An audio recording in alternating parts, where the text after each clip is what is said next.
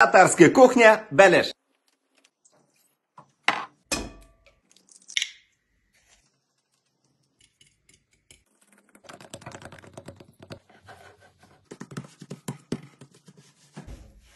Убираем пакет на полчаса.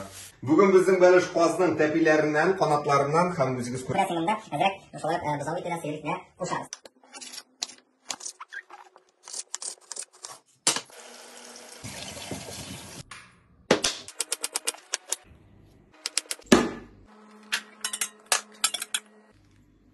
Tuz, перец, anis,